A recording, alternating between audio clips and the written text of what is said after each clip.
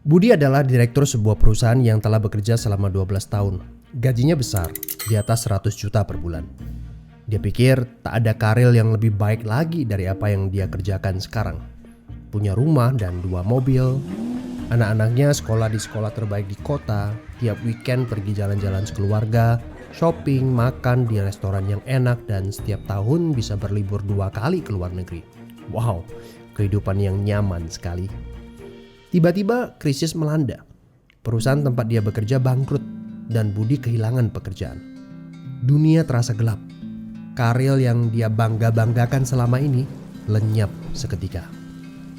Yang menjadi masalah, selama ini Budi tidak pernah berpikir untuk memulai bisnis sendiri.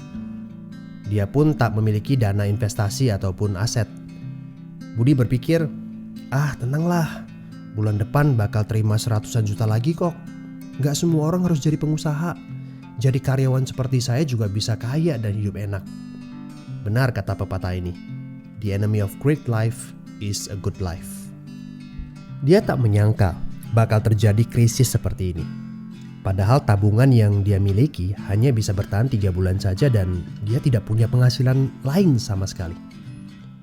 Apakah kamu punya teman yang mengalami hal yang sama seperti Budi? Kita harus sadari satu hal.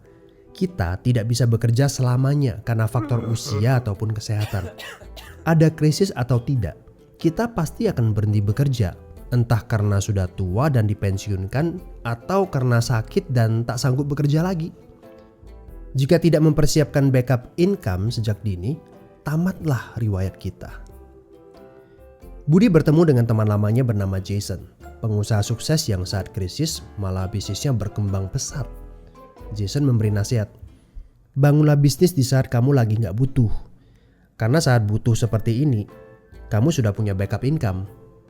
Sebenarnya ya Bud, waktu terbaik untuk memulai bisnis adalah beberapa tahun yang lalu.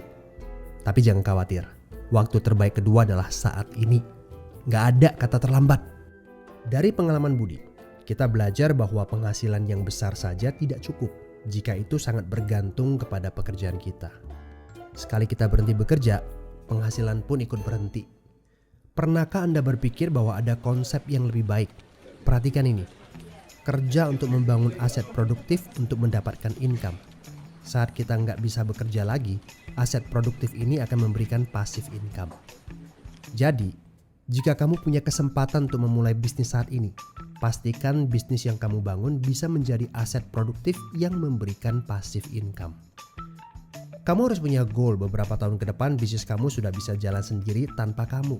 Ini namanya autopilot. Apa boleh buat? Krisis memaksa kita untuk berpikir panjang. Tidak cukup hanya sekedar penghasilan besar saja. Setuju?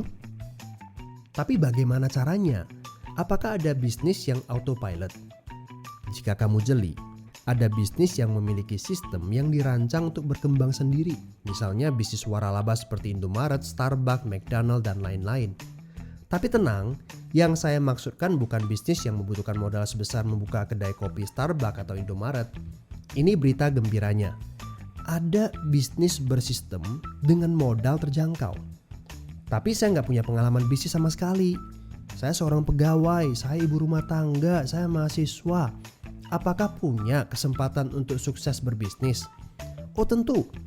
Video ini memberitahu Anda bahwa semua orang punya kesempatan untuk sukses berbisnis asalkan mereka diperkenalkan bisnis yang tepat dan berkolaborasi dengan tim yang memiliki sistem yang telah terbukti.